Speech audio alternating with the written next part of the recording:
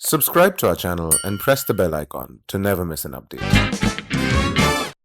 Hi, my name is Ankit Doshi and I am the creator of InsideIIM.com and the Campus app. In the next few minutes, I'm going to tell you how you can be amongst one of India's highest income earners. मैं आपको ये बताने वाला हूँ कैसे आप 25 साल की उम्र के पहले भारत के 1% सबसे ज़्यादा पैसे कमाने वालों में से एक बन सकते हैं। ऐसा भी हो सकता है इस वीडियो के एंड तक कि आपकी जो डेफिनेशन है of being rich, of upper class, of middle class, वो सब कुछ शायद चेंज हो जाए।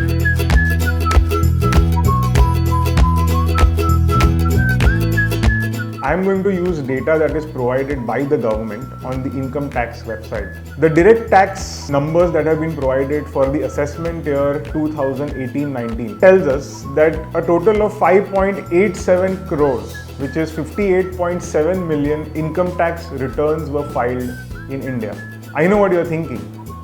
Yes, less than 5% of India actually files income tax returns. From these 55 million people, only about 3 crores or 30 million people have actually paid any kind of income tax in the assessment year 2018-19, which pertains to the financial year 2017-18.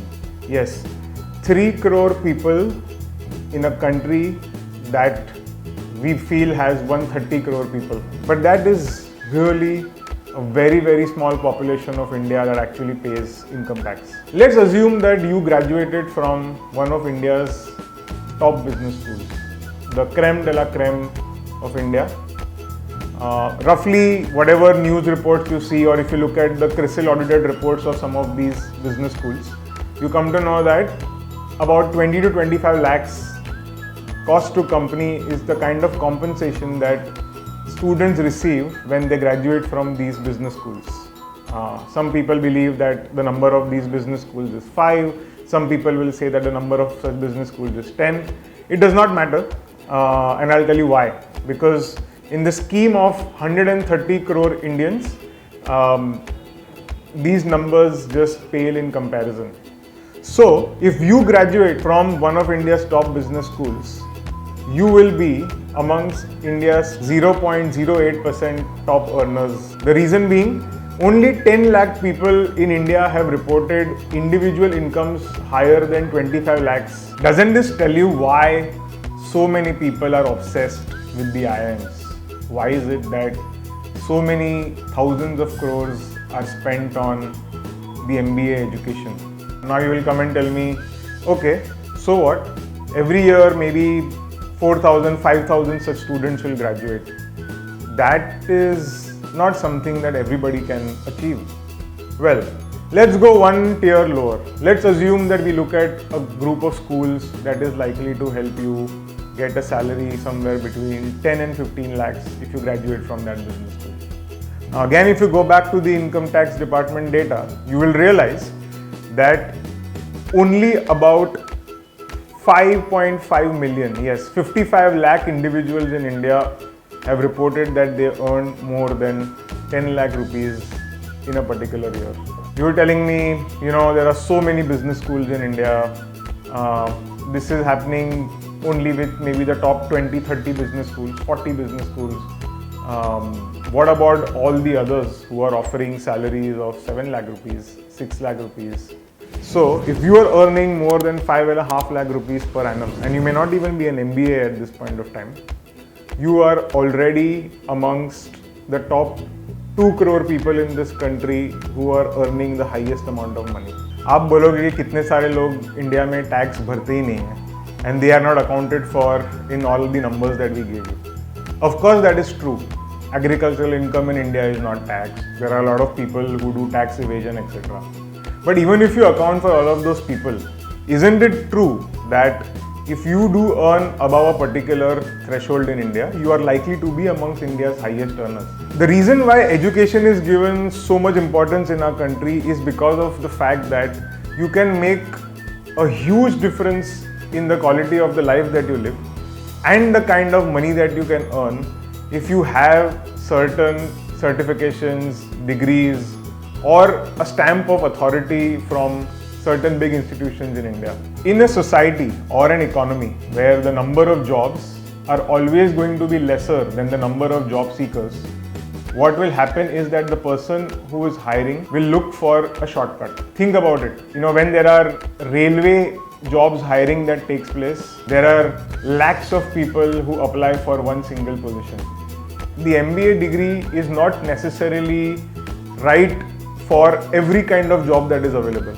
It is probably not right for every single stage at which an organization is. One of the questions that I have often asked is, why is it that organizations hire MBAs only? मतलब India में इतने सारे smart लोग हैं, इतने bright लोग हैं, ये लोग सिर्फ MBAs के पीछे क्यों पड़े रहते हैं? Well, the answer to that question is simply the fact that it is convenient.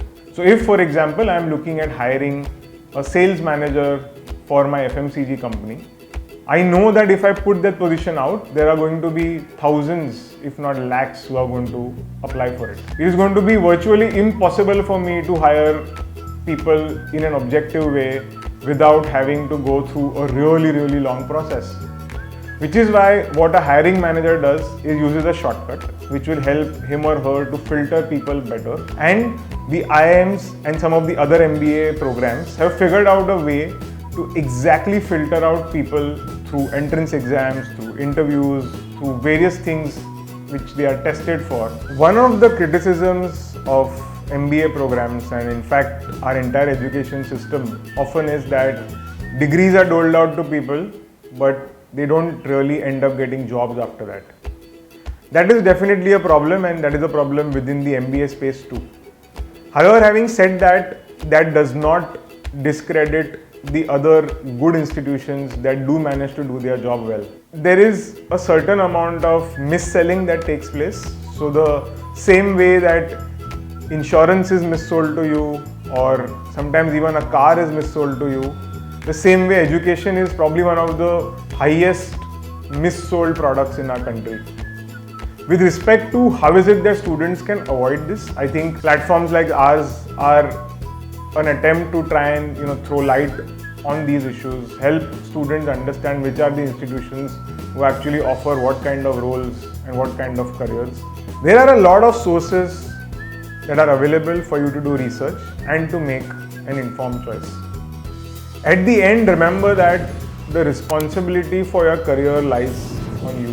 What about those people who say that they have been misguided, even if they have been studying in some of the top institutions in India? It could be the IIMs, it could be some of the top private universities. What about those guys?